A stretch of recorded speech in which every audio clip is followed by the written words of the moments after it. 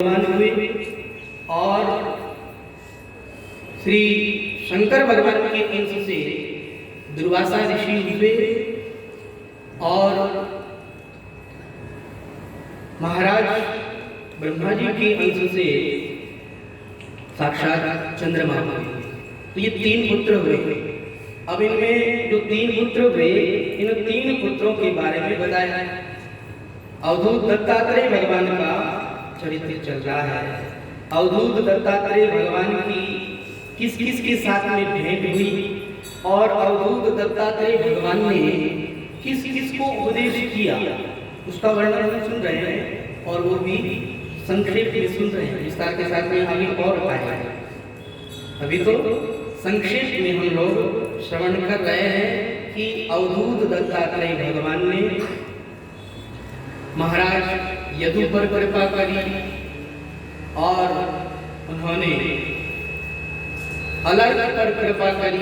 मदालसा के पुत्र अलर्क पर कृपा करी।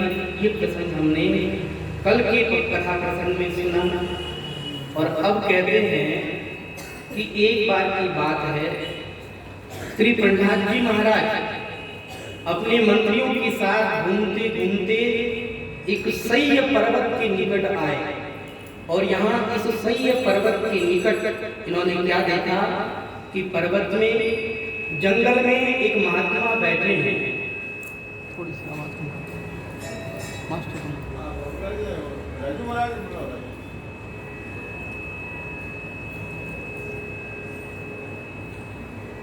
पर्वत में विराजमान है, खुले में विराजमान है, कोई सुख सुविधा नहीं है और कोई उनके लिए व्यवस्था नहीं है।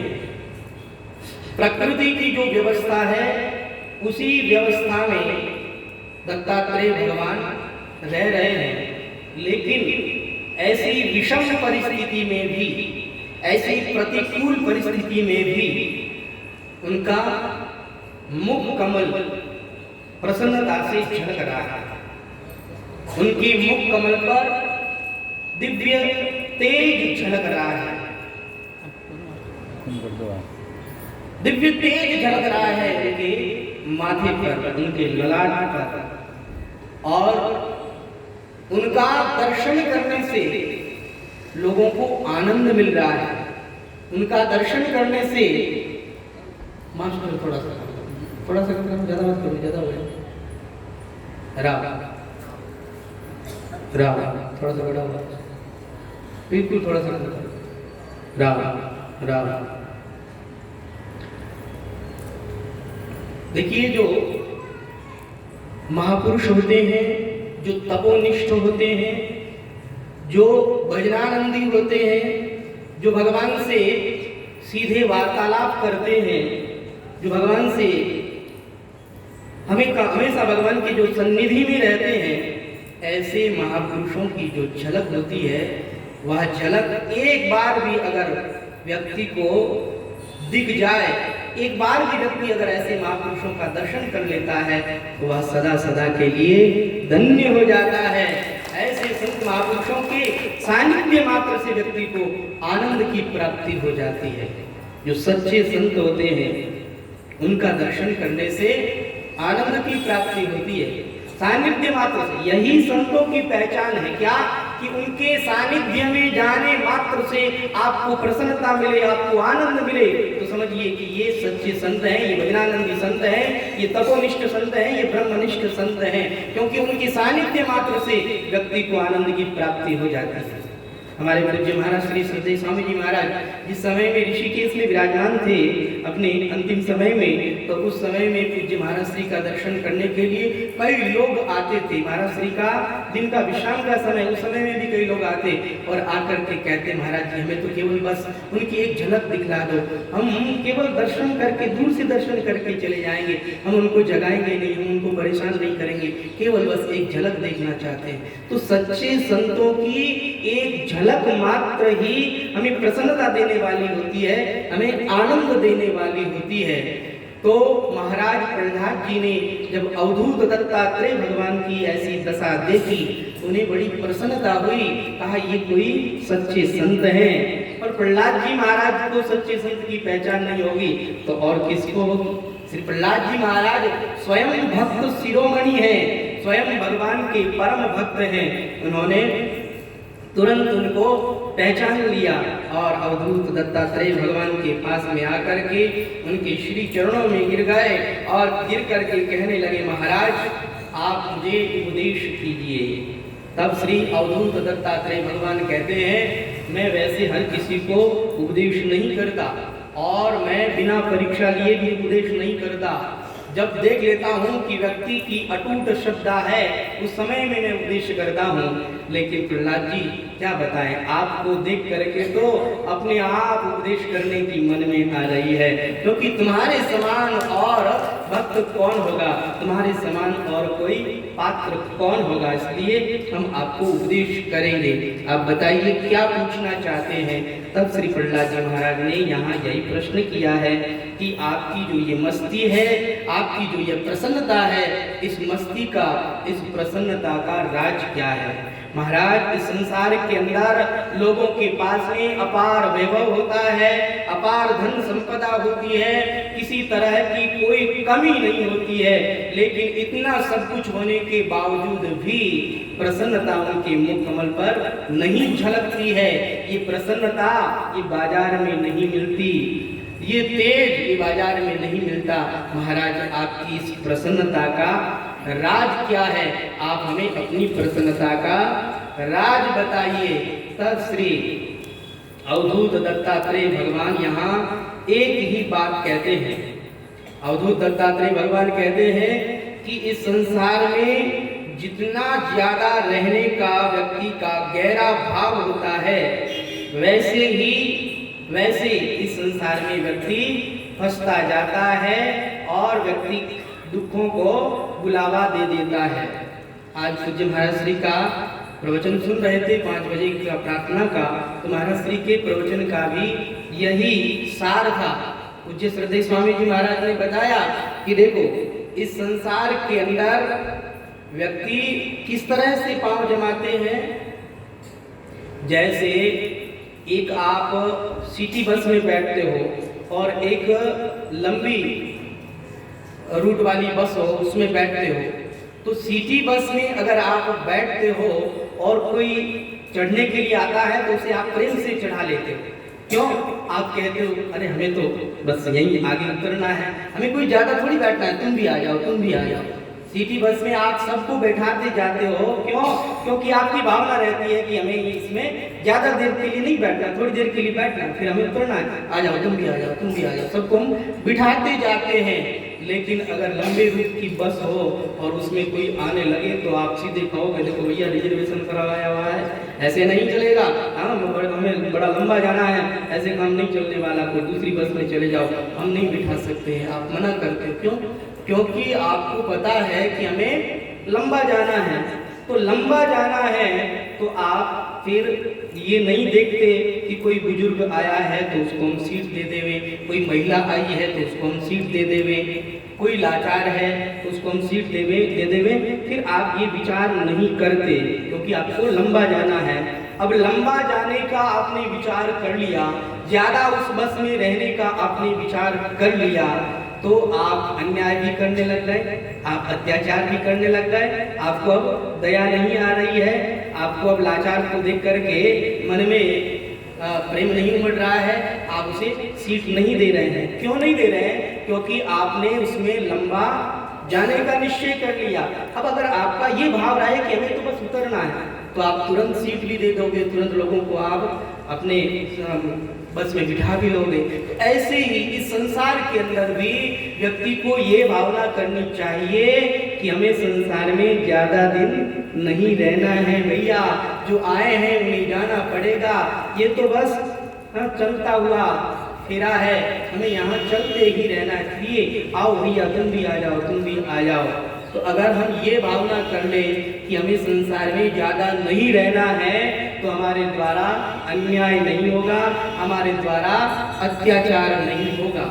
इस संसार के अंदर हम लोग उल्टा ज्ञान प्राप्त करते हैं। क्या उल्टा ज्ञान? कि जो संसार रहने वाला नहीं है, जो संसार रहने वाला नहीं है उस संसार को अपने साथ रखने का प्रयास कर दे। यही उल्टा ज्ञान है। जो साथ नहीं रहने वाला उसको हम साथ रखने का प्रयास करते हैं। इस संसार में कोई भी वस्तु रहने वाली नहीं है।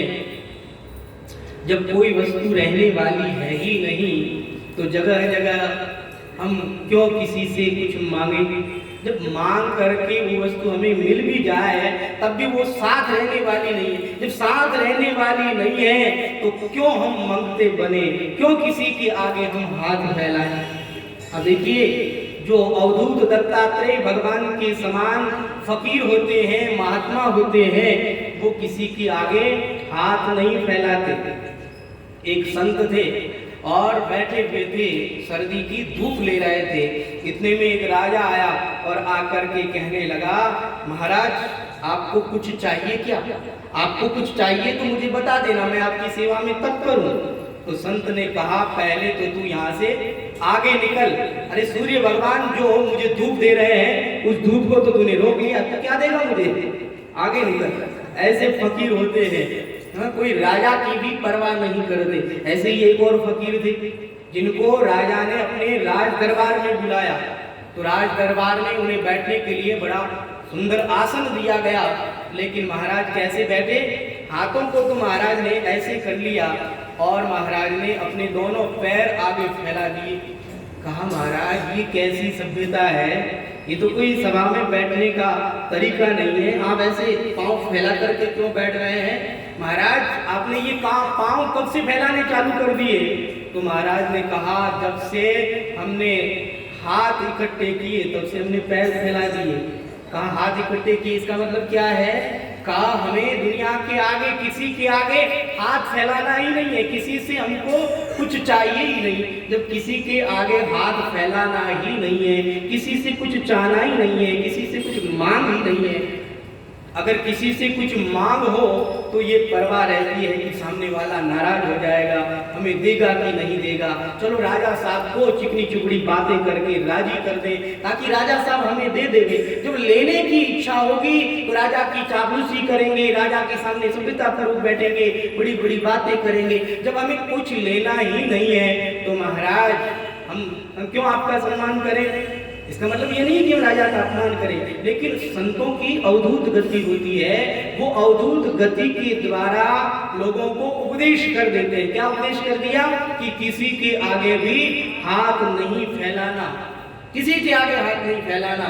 अवधूत वृत्ति के जो संत होते हैं वो किसी से कुछ भी नहीं मांगते हैं और सदा मस्त रहते हैं।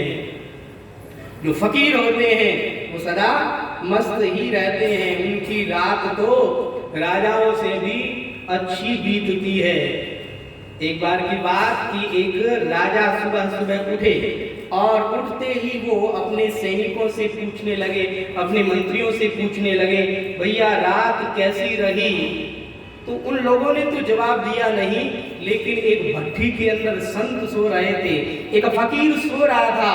उसने आवाज दी और आवाज दे करके कहा, महाराज कुछ तो आपके जैसी और कुछ आपसे भी अच्छी बीती। कहा, ये कौन है बोलने वाला? जरा बुला करके लाओ। तो सैनिकों ने ढूंढ करके महाराज को भट्टी से बाहर निकाला और कहा, आपको हमारे महाराज ने याद किया है। कहा, क्यों? हमें आपके महाराज की जरूरत नहीं है। कहा, नहीं, फिर भी हमारा आग्रह है आप चले। तो संत को वो लेकर के साथ गए। अब राजा के पास में गए, राजा ने प्रणाम किया संत को और कहा, महाराज आपने ही यह बात बोली क्या कि कुछ आपके जैसी और कुछ आपसे भी अच्छी? कहा, मैंने ही बोली। तो महाराज आप तो एक भट्टी में सो रहे थे, आपके लिए ना तो बिछौना था, ना ओढ़ने का था, ना आपके खाने का पता, ना आपके सोने का पता, फिर आपको ऐसी अच्छी नींद कैसे आई? कहा, देखो जब नींद आती है तो उस समय में जो नींद का सुख मिलता है वो सबको बराबर ही मिलता है। चाहे आप मखमल के गद्दे पर सो और चाहे आप धरती पर सो, लेकिन नींद का जो सुख मिलता है वह सबको बराबर ही मिलता है।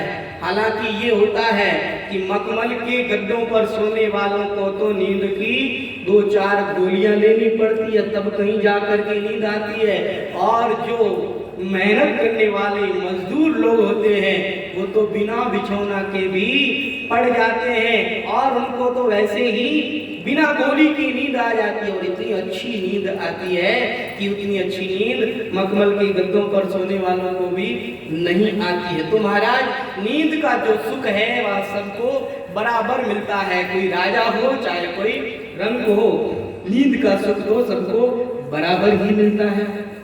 और महाराज, आप उठे तो उठते ही आपने क्या चिंतन किया? उठते ही आपको ये चिंतन हुआ कि आज अमुक राजा पर चढ़ाई करनी है, आज उस राजा को वश में करना है, आज ये काम करना है, आज वो काम करना है। उठते ही आप इस गोरख धंधे में लग गए, उठते ही आपका ये चिंतन चालू हो गया। तो महाराज, संसार के चिंतन में किसको आनंद मिलता है? किसी को भी आनंद नहीं मिलता है। लेकिन महाराज, हम उठे तो उठते ही सीधा भगवान का चिंतन किया, भगवान का स्मरण किया और भगवान के नाम के जप में लग गए। तो राजन, कुछ तुम्हारे जैसी तो कुछ तुम्हारे से भी अच्छी रात्रि बीती है। राजा ने कहा, वाह महाराज, मुझे भी आप उपदेश कीजिए। राजा को भी उन्होंने उपदेश किया। तो ऐसे मस्त जो फकीर होते हैं वो कभी भी इस दुनिया में कहीं पर भी आसक्ति नहीं करते हैं, क्योंकि हमारे संत महापुरुष कहते हैं, मत भूले मन मोह में बांधू भजरे पीव। अपने मन को समझाते हुए संत महापुरुष कहते हैं कि अरे भैया, अपने मन को समझाओ। अरे भोंदू, इस दुनिया में क्यों लगा है? बांधू भजरे पीव, भगवान का भजन कर, क्योंकि 184 जून में रुड़ तो फिर सी जीव। ये जीव 184 योनियों में रुलता हुआ घूम रहा है।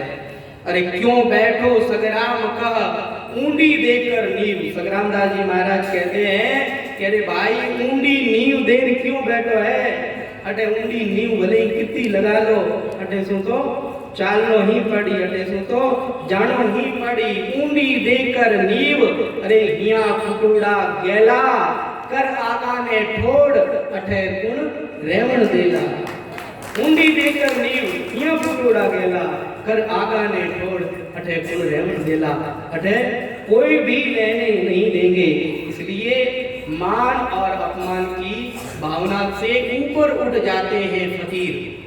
फकीर का कोई मान करे चाहे अपमान करे, फकीर को कोई फर्क नहीं पड़ता, क्योंकि फकीर अवधूत कोटि के जो महापुरुष होते हैं वो मानापमान की भावना से भी ऊपर उठ जाते हैं। एक संत भिक्षा लेने के लिए जा रहे थे, तो एक गली में एक बुढ़िया माता रोज संत को गाली निकालती, कहती कि अरे, इतने अच्छे शरीर के धनी हो, इतना अच्छा हट्टा कट्टा शरीर है तुम्हारा, और तुम ये भिक्षा मांगने के लिए आ जाते हो, मांग करके क्यों खाते हो? कमाई करके नहीं खा सकते? ऐसे वो खूब डांटती और खूब गालियां निकालती। लेकिन संत सुनते, एक कान से सुनते, दूसरे कान से निकाल देते, उनके कोई फर्क नहीं पड़ता। किसी ने देखा तो कहा, महाराज आप इस गली में क्यों जाते हो? जब आपको पता है कि वो बुढ़िया आपको बद्दी बद्दी गालियां निकालेगी, तो आप गालियां सुनने के लिए क्यों जाते हो? आप दूसरी गली में चले जाया करो, उस गली में ही क्यों जाते हो? तो उस संत ने बड़ा सुंदर जवाब दिया। उस संत ने कहा, हम तो ये देखते हैं कि हमें कोई भिक्षा दे रहा है कि नहीं। अब भिक्षा में चाहे जो मिले, हम ये नहीं देखते कि भिक्षा में क्या मिल रहा है, हम तो ये देखते हैं कि हमें कोई न कोई भिक्षा दे रहा है। वह भले ही गालियां ही दे रही हो, लेकिन दे तो रही है। हमारा काम है लोगों को देना सिखाना। श्री शरणानंद जी महाराज से किसी ने पूछा कि भिक्षा क्यों मांगते हैं, तो उन्होंने कहा कि हम दुनिया वालों को देना सिखाने के लिए भिक्षा मांगते हैं, अन्यथा लोग देना ही भूल जाएंगे। हमें कोई जरूरत नहीं है, हमारी तो भगवान रक्षा करते हैं, भगवान हमारा पोषण करते हैं। अगर हम भिक्षा लेने के लिए नहीं जाएंगे, हमें भगवान पर भरोसा है कि भगवान हमारे लिए यहीं पर भिक्षा पहुंचा देंगे, भगवान हमारे लिए यहीं पर व्यवस्था कर देंगे।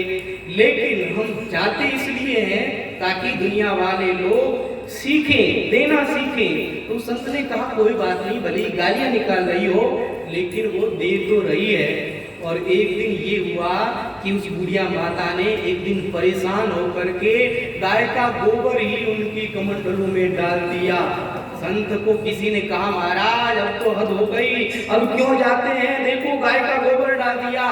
कहा कोई बात नहीं, पहले गालियां निकालती थी, आज गाय का गोबर डाला है तो एक दिन भिक्षा भी डालेगी। और हुआ यही, संत जाते रहे और वो बुढ़िया माता, उसको भी थोड़ा ज्ञान हुआ और उसने कहा कि ये संत वास्तव में असली है, मैंने इनको कितना परेशान किया, कितनी गालियां निकाली, अरे गोबर डाल दिया इनके भिक्षा पात्र में, लेकिन इन्होंने आना नहीं छोड़ा। वास्तव में असली संत है, इसलिए उस बुढ़िया ने भी आज संत को भिक्षा दे दी, संत ने उसको भी भिक्षा देना सिखा दिया। तो संत महापुरुष मान और अपमान की भावना से परे होते हैं, संत को मान अपमान से कोई फर्क नहीं पड़ता है।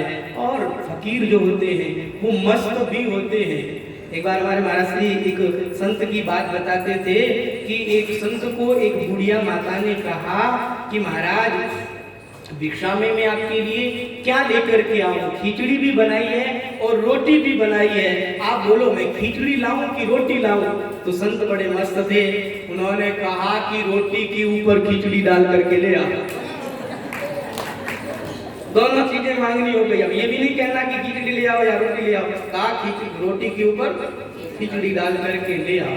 तो ऐसे संत महापुरुष मस्त होते हैं, जो फकीर होते हैं वो सदा मस्त रहते हैं। इसीलिए कहा है वाह वाह रे मौज फकीरानी, वाह रे मौज फकीरानी, वाह